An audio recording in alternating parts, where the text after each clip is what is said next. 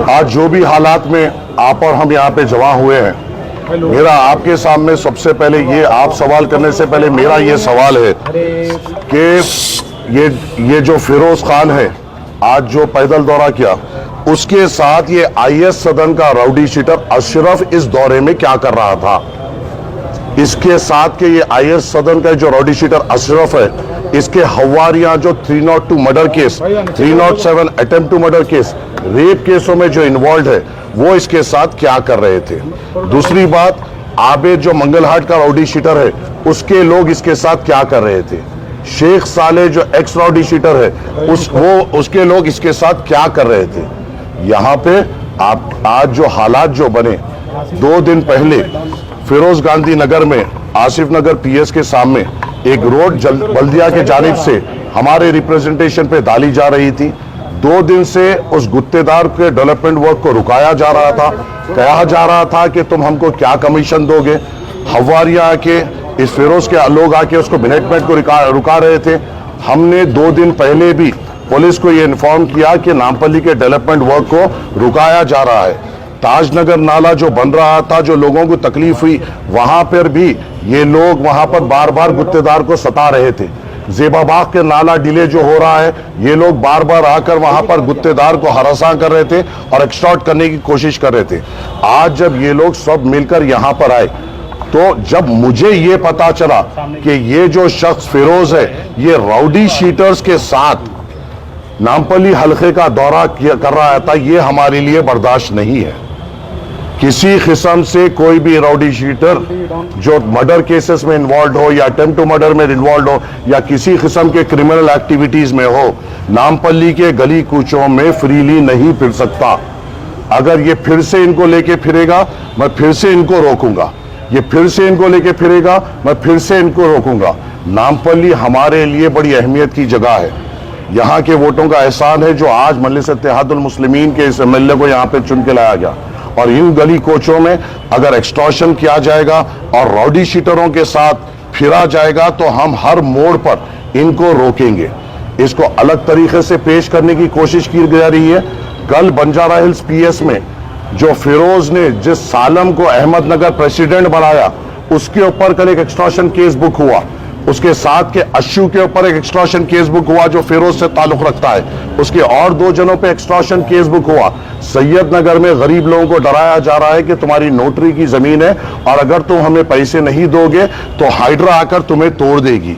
ऐसे लोगों का मुकाबला चाहे किसी भी कीमत पे, चाहे कोई भी मेरे ताल्लुक से किसी भी किस्म की राय बना लिए, मगर ऐसे नापिकार और गलत इरादे रखने वालों को हम हमेशा रोकेंगे, हमेशा इनका मुकाबला करेंगे। और ये खतरे हमें बर्दाश्त नहीं है कि किसी भी किस्म से कोई राउडी शीटर हमारे गली कूचों में फ्रीली फिरे, आवाम के दरमियान में आए। और जब ये गलियों में आ रहा था, यही राउडी शीटर ने हमारा एक जीशान है उसको ढकल कर एक गैर गलत बात की। क्यों लेके आ रहा है ये राउडी शीटरों को? क्या मकसद है? क्या करना चाह रहा है? टाउन प्लानिंग का और एक कंप्लेन है जहां पर इसके हवारी एसीपी का टाउन प्लानिंग में जाकर नामपल्ली के जो बिल्डिंग्स है उसकी कंप्लेन दे रहे हैं कि ये इलीगल बन रहा है, इनको हमारे पास भेजिए।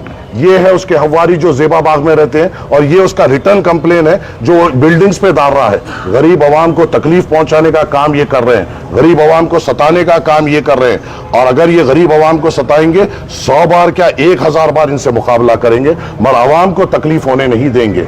हर जगह जा रहे हैं, ऑफिसरों को बोल रहे हैं हमारी हुकूमत है वो काम रोको, हमारी हुकूमत है ये काम रोको। या मजलिस इत्तेहादुल मुस्लिमीन का एमएलए और हम पूरे इतने तकलीफात होने के बावजूद, फाइनेंशियल क्राइसिस होने के बावजूद, बल्दिया में फाइनेंशियल क्राइसिस, वाटर वर्क्स में फाइनेंशियल क्राइसिस होने के बावजूद कई करोड़ों रुपए के तरक्याती काम मजलिस इत्तेहादुल मुस्लिमीन नामपल्ली में करा रही है। और इसे अगर कोई रोकना चाहेगा और वो भी राउडी शीटरों की मदद लेके, तो हम खतरे बर्दाश्त नहीं करेंगे। हर तरीके से हम इनका मुकाबला करेंगे। मैंने अभी डीसीपी साहब से फोन पे बात की, एसीपी साहब को बोला क्या उनको दिखाई नहीं दिए ये राउडी शीटर्स इसके साथ फिर रहे थे?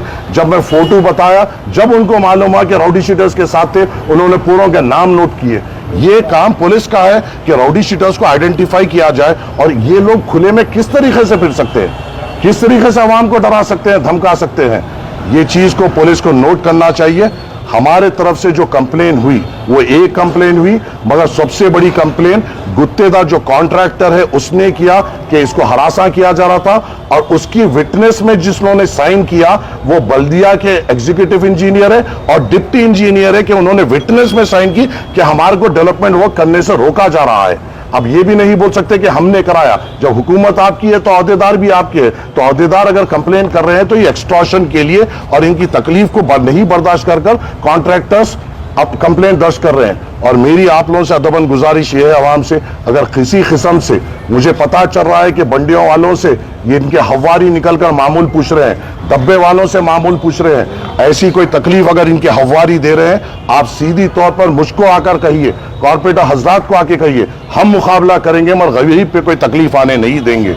ये हारे हुआ है तो ये आलम है, खुदा ना खास्ता अगर ये जीतता तो शायद लूट मचा देता था। ये अल्लाह ने एक वजह से इसको हराया है, और बेहतर जानता है अल्लाह कि किसको जिताना है किसको हराना है। अगर ये खुदा ना खास्ता ये मुसल्लत होता तो गरीब आवाम को जीना दुश्वार कर देता। हारा है तो बंडियों से मामूल लिया जा रहा है, डब्बों से मामूल लिया जा रहा है, बिल्डिंगों पे कंप्लेन डाली जा रही है, गरीब को बताया जा रहा है कि यहां पर गवर्नमेंट लैंड और तुमको तोड़ा जाएगा। इनके खिलाफ हमेशा हम ठहरेंगे, 100 बार ठहरेंगे, 1000 बार ठहरेंगे और इनका हमेशा मुकाबला करेंगे।